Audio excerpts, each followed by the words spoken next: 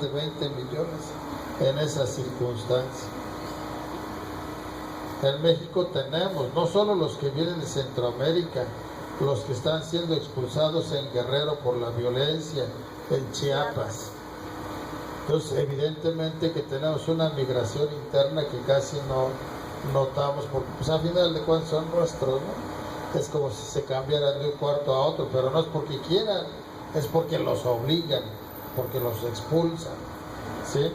Y esos son expulsados por la violencia. ¿Cuánta gente aquí, por ejemplo, en Mercado Hidalgo, en los mercados de nuestra organización, vemos cómo viene de la sierra a tratar de encontrar algún trabajo porque la tierra que tienen o que tenían ya no les da lo suficiente, porque las grandes empresas les secaron sus arroyos, les tumbaron sus árboles, o de plano llegaron pistoleros a decirles que les vendieran la tierra y si no, pues se los iban a matar, ¿no? Entonces, en ese sentido, compañeros, por eso en la aplicación, en la cuestión de la lucha práctica concreta, la vinculamos o tratamos de vincularla con la aplicación de la teoría de la ciencia o de la ciencia de la revolución. Y en ese sentido nosotros nos basamos ahorita principalmente en dos textos. Uno que se llama La ciencia de la revolución y otro es El nuevo comunismo, de los cuales por esto dejaron ahí unos ejemplares. Por si alguien quiere verlos, por lo menos, ahí están. Si quieren comprarlos, pues ahí están los compañeros también, que se los pueden ofrecer. Por último, solo quiero decirles que ojalá este tipo de encuentros sirva de motivo para hacer un llamado a toda la comunidad intelectual, artística, progresista, en todos los aspectos de la entidad y específicamente de la ciudad, para que estos esfuerzos se multipliquen. A nadie nos haría daño hacer cosas como estas en el Paseo Bravo, en el Parque San Francisco, allá en Los Fuertes, en fin, de manera tal de que nos apropiemos de los espacios públicos de Puebla y que no sean solo escenografía de funcionarios, ladrones y matones. Muchas gracias. ¡Bravo, Rubén!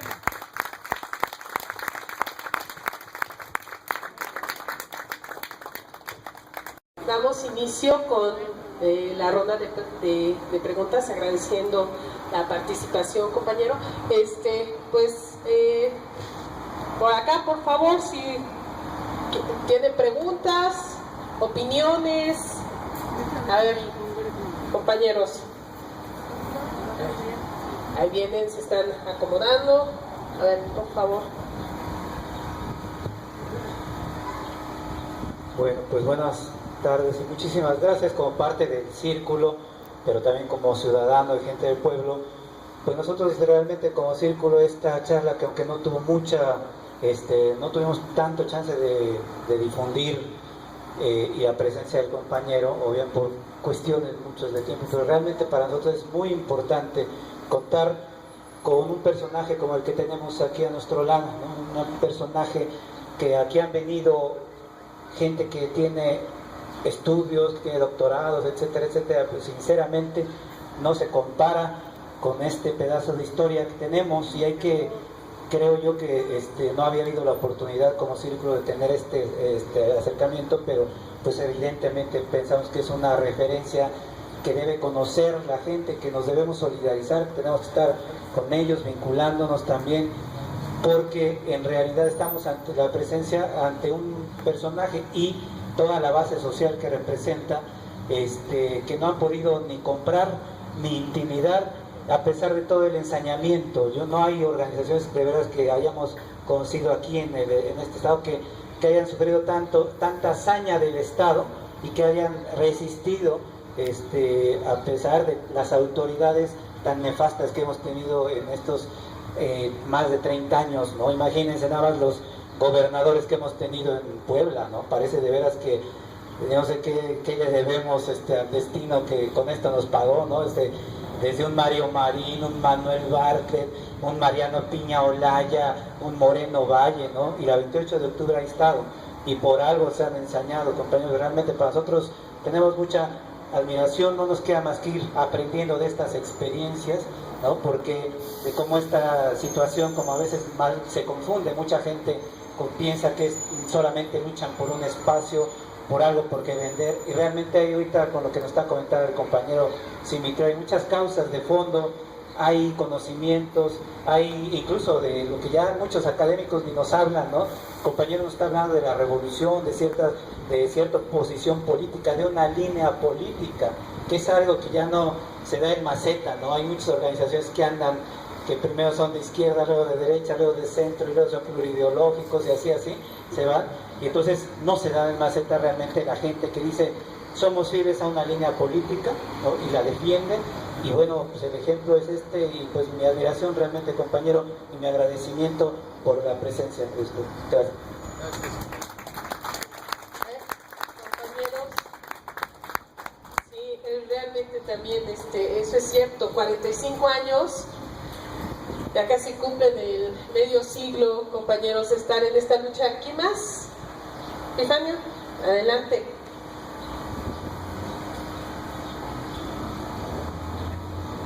Pues muy buenas tardes a todos los asistentes. A veces decimos estos pequeños grupos, para muchos no significan mucho, para nosotros son grupos importantes, porque es gente del pueblo, porque son gentes conscientes, porque son gente que no se rinde ante las adversidades. Yo en persona admiro la lucha de la Unión Popular de Venderos Ambulantes el 28 de octubre, porque, como decía el compañero Marco, se han demostrado la congruencia de la línea política con la línea de acción, que no han bajado la guardia pese a los asesinatos que han sufrido, a las represiones que día con día están sobre ellos. Y sabemos de antemano que, por ejemplo, en el Mercado de Unión es un grupo de gentes implantados ahí, tolerados por el mismo gobierno, y que son grupos peligrosos. Y ahí están porque el gobierno los puso, y con la finalidad simplemente de ser un pretexto para tener acceso al reducto más importante que hay en la lucha social en Puebla, que es el 28 de octubre.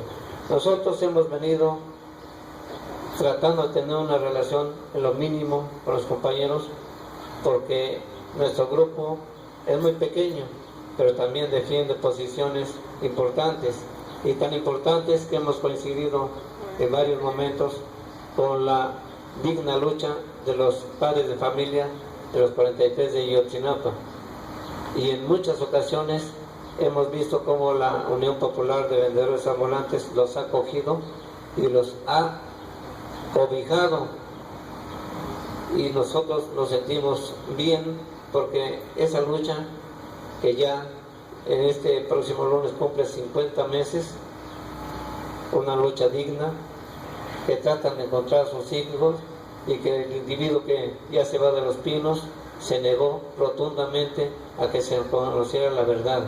Y nuestras dos preguntas siguen en el aire. ¿Qué pasó allá en Iguala aquel 26 y 27 de septiembre de 2014? ¿Y dónde están los muchachos? La última vez que los compañeros estuvieron con nosotros, una representación aquí en el Telefonistas, nos decía uno de ellos: seguimos buscando a nuestros hijos, y qué bueno que hay gente que, como ustedes, y en este caso la 28 de octubre, nos acompaña. Y decía uno de ellos: no nos dejen solos. Y es un sentimiento que sentimos en carne, porque nosotros decimos: ¿qué haríamos si alguno de nuestros hijos desapareciera? ¿Qué haríamos? No podríamos dejarlos solos. Gracias.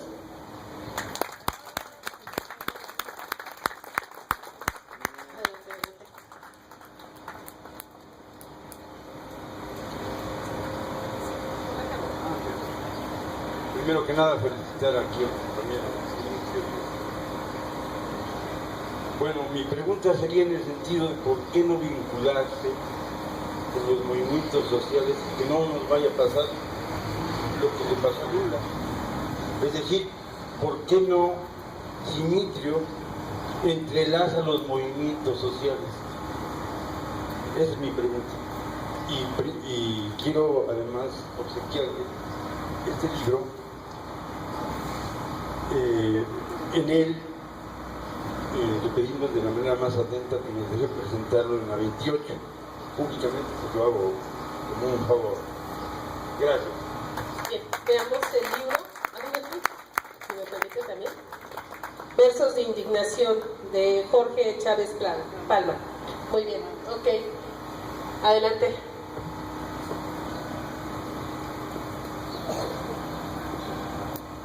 Gracias, compañeros. En primer lugar, agradecerle por estar con nosotros en el Círculo de Reflexión.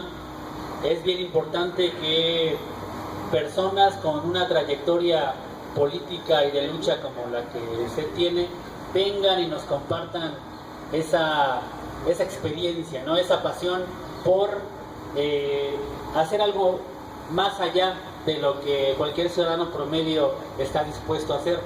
Lo vemos estas diferencias en la universidad, ¿no? Donde ese dualismo que se implementó a partir del sistema capitalista sigue imperando, que es la distinción entre la teoría y la práctica.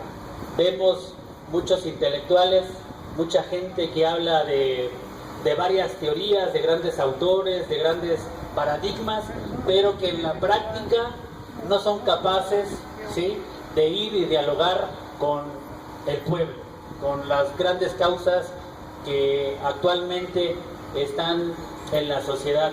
Y yo creo que una de las pequeñas aportaciones que hace el Círculo justamente es esa, ¿sí?, dialogar, conversar con ese tipo de personas para que nos abran un poco nuestra mente.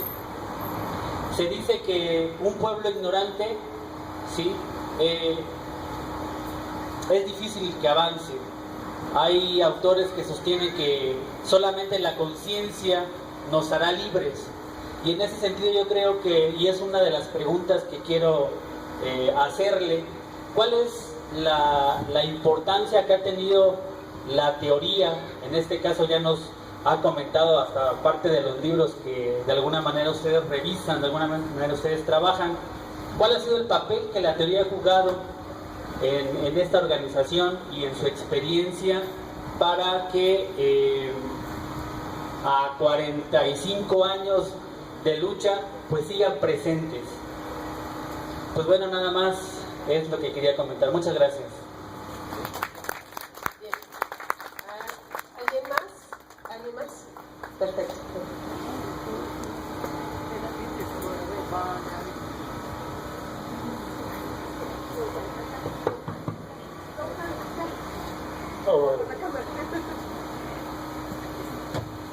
Bueno, pues buenas tardes no sé, felicitarlo, admirarlo y respetarlo, por supuesto, un hombre que de carne y hueso ha llegado aquí a dar una plática, una conferencia. Yo diría que de lo más descarnado que ocurre en este querido México para nosotros, pero para grandes autoridades, líderes y gente gobernante, solamente es una fuente de ingresos, de saqueo, de robo, de explotación, pero que no va a ser fácil que terminen con este país. Y lo han intentado, si bien o mal recuerdo, desde 1492. Y han saqueado, han robado, han dejado, han matado, han violado. En todas las etapas de la historia, O sea que esto que el compañero Simicio nos dice y que está ahorita en nuestra cara, en nuestro cuerpo, oímos la muerte tan terrible de su hija, la vivimos, la sentimos y decimos en general pasa y no pasa nada. Es un muerto más. una muerta más. Yo estoy seguro que los que no son de la 28 de octubre no conocíamos, yo no conocía a fondo toda la crudeza, toda la realidad que está sucediendo aquí en nuestra cara, enfrente de nosotros. Yo por eso creo, estoy convencido de que ya es tiempo de levantar la mano, la bandera, como la 28 de octubre lo está haciendo. ¿Por qué? Porque realmente pensamos que a lo mejor a alguien le hicieron algo, lo asesinaron, es una cosa aislada, a mí no me va a pasar, mientras no me pase. Lo que dice Epifanio, a mí no me preocupo de los 43 porque no han secuestrado ni desaparecido a un hijo mío. O sea, hay que esperar a eso. No, compañero, hay que lanzar una lucha cerrada, organizada, amplia, difundir. Yo sé por qué no sabemos ser, porque el gobierno, la prensa, la televisión, quien sea, siempre han sido cómplices del sistema y nunca han revelado lo que realmente está ocurriendo aquí en Puebla, aquí en las calles, aquí en todas nuestras ciudades. La pregunta nada más sería que quisiéramos saber, o si me puede profundizar un poco más, en cuanto a la sistematización del conocimiento de los tres grandes personajes que nos iluminaron, los que mencionó el compañero Simitrio, y que quisiéramos inclusive, si hay una cátedra, si hay una clase, no de expertos, de gente como él, que se ve que la lucha la ha llevado desde abajo, desde la tierra, y quisiera preguntarle, o si no se da el sistema, el aprendizaje teórico para aplicarlo. Ellos más bien como que empezaron al revés de la práctica a la teoría, pero parece que el camino es teoría práctica, pero a fin de cuentas hace falta la teoría del marxismo, porque el marxismo está totalmente desfigurado por el imperialismo, los que tenemos aquí enfrente de la frontera norte. Esos son los que han deformado y nos han hecho creer que el marxismo ya se acabó, ya nadie se acuerda de la lucha de clases, de todo, ya nadie se acuerda. Ahí está una semilla, un fruto que hay que aprovechar, hay que unirse, hay que coordinarse, porque de veras México ha sido un centro de los, quizás de las más terribles agresiones de lo que es capaz de ser humano. Muchas gracias, compañeros, por despertar la atención.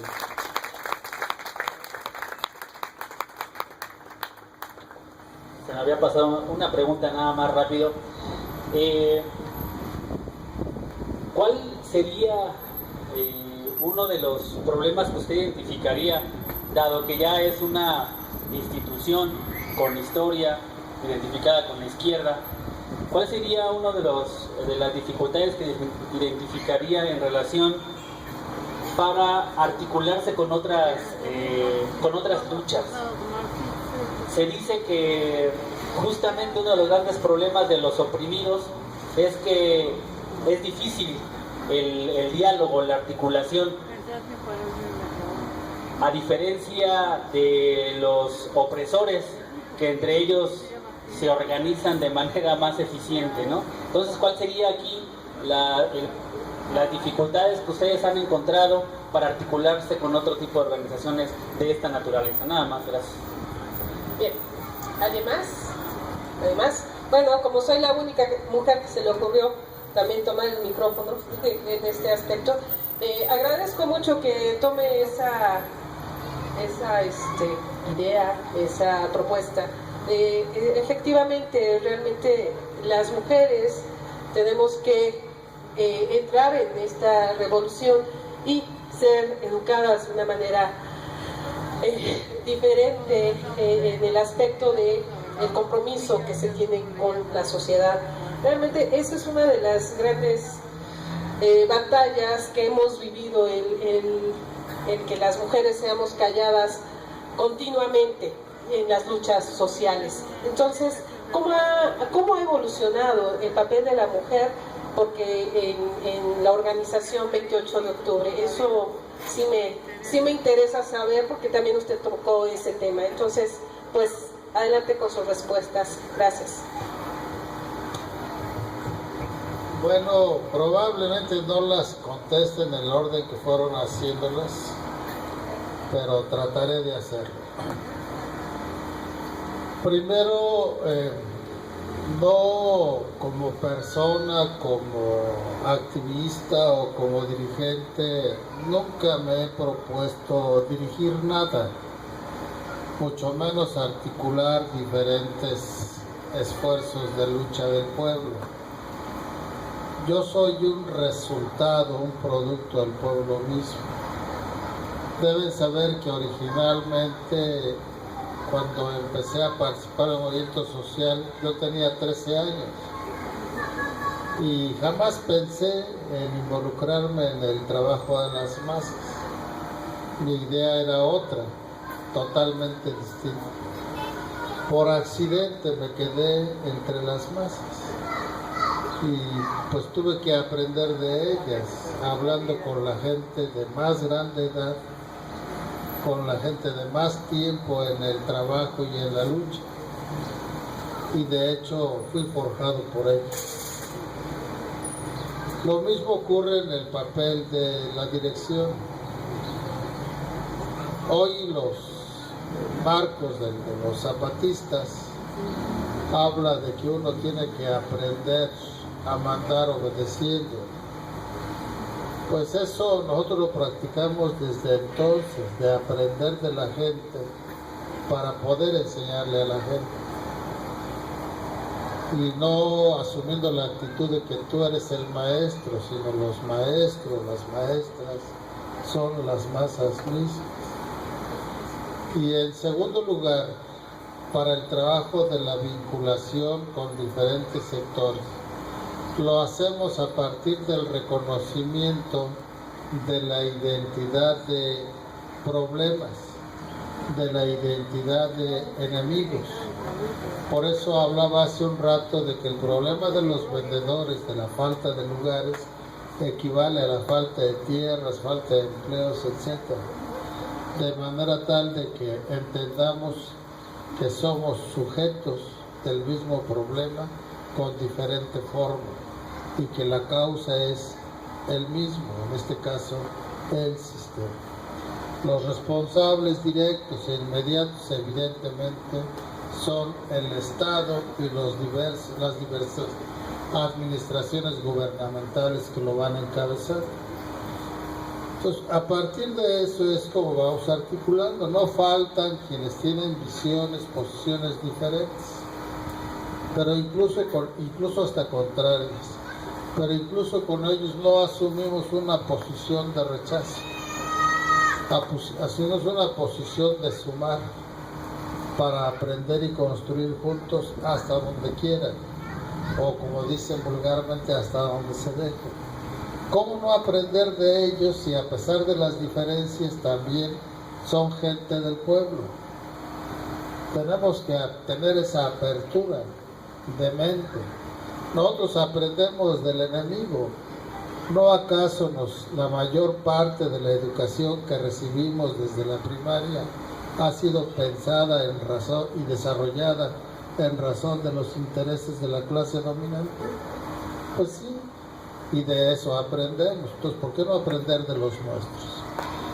Aquí lo único que tenemos que nosotros aprender, y eso es parte de lo que ahorita estamos tratando de entender, es a reconocer la realidad tal como es, no como nos la imaginamos, no como quisiéramos que sea. Y yo les digo a nuestros compañeros, tenemos que aprender a reconocer la realidad verdadera. Y les pongo de ejemplo el asunto de que si hoy amanece nublado, casi a punto de llover, y por lo mismo no podemos ver al sol, la realidad es que no salió el sol. Lógicamente sí salió, pero no lo vemos. Pero es bien fácil decir que no salió porque no lo vemos. Entonces es una realidad falsa. La realidad verdadera es que sí salió, aunque no lo veamos. Entonces en ese sentido tenemos que aprender a reconocer esa realidad, y muchos de nosotros a la hora de tratar de entender la sociedad, los problemas que tenemos, nos vamos con una serie de espejismos, de consideraciones que efectivamente no corresponden a la realidad. Por eso es que este tipo de mentalidades da lugar a las cosas que dice la filósofa Niurka, ¿no? Cada quien tiene su verdad. Aquí no, aquí la verdad es una sola, y es la realidad de la naturaleza tal como es, cómo funciona, y que esa realidad tenemos que aprender a reconocerla para poder efectivamente adquirir las leyes que la rigen, para poder estar en condiciones de transformarla adecuadamente y no caer en el error como con un problema de temperatura alta y dolor de cabeza. Simplemente dar una aspirina o un mejoral, se baja la temperatura, se quita el dolor, y creer que ya resolvimos el problema sin tener la seguridad que a lo mejor esa alta temperatura y ese dolor de cabeza es producto de una infección quizá intestinal, y que lo que hay que hacer es no combatir el dolor, sino atacar al virus que está ocasionando esa infección. Entonces, en este sentido, pues, no dejarnos llevar por las apariencias, sino por la esencia. Y esto tiene que ver con la pregunta que se refiere a los elementos de los maestros que nos enseñan la ciencia de la revolución. Ellos se fundan principalmente en lo que se denomina materialismo dialéctico, y que Marx lo proclama como el fin de la filosofía clásica, en el sentido de que no solo se trata de interpretar al mundo, sino fundamentalmente de transformarlo. Y para poder transformarlo necesitamos conocerlo en su esencia. Entonces, en este sentido, evidentemente, este es uno de los elementos por los cuales la ciencia del marxismo se denomina marxismo por Carlos Marx. Se le denomina leninismo principalmente por el hecho de que Lenin retoma todo cuanto hicieron Marx y Engels, pero no en el sentido del producto de sus cabezas nada más. Hay que recordar que ellos, para arribar a lo que ahora conocemos como marxismo, previamente hicieron una especie de recolección de todo el conocimiento que la humanidad había generado hasta entonces, y llegaron a arribar a elementos más completos, principalmente en el caso de la filosofía, con los planteamientos de Hegel, con los planteamientos de Feuerbach, donde expresan los dos elementos que serán la base de lo que sería el materialismo dialéctico. Claro, no copiados y pegados, sino dándoles el giro que verdaderamente les corresponde. Entonces Lenin lo que hace es retomar todo esto y lo aplica a las condiciones de vida de la Rusia zarista, pero en las condiciones del mundo que se desenvolvían en la primera década y la segunda del siglo XX.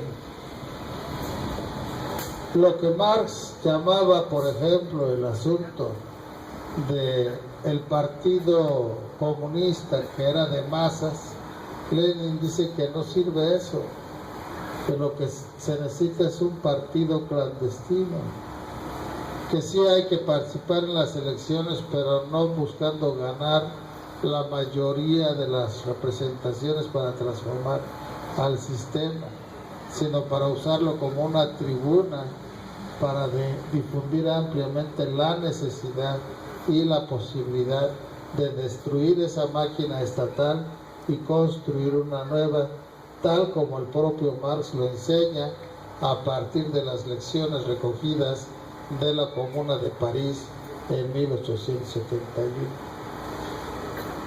Lenin desarrolla entonces el materialismo dialéctico, principalmente la dialéctica, al enfatizar que esta única y exclusivamente es cierta y es válida en la medida en que se reconoce su desarrollo a partir de las contradicciones propias de la cosa, del fenómeno, de la persona. Y en ese sentido, por eso establece la unidad y lucha de contrarios como la ley fundamental de la dialéctica. Pues por desarrollos como estos, que son pasos adelante del marxismo, es como se inscribe el nombre o el apellido de Lenin, o más bien el mote de Lenin, ¿no? Como leninismo. Y Mao Zedong hace aportes. Para entonces no se había hecho una revolución en un país atrasado. No había manera de saber cómo hacerse.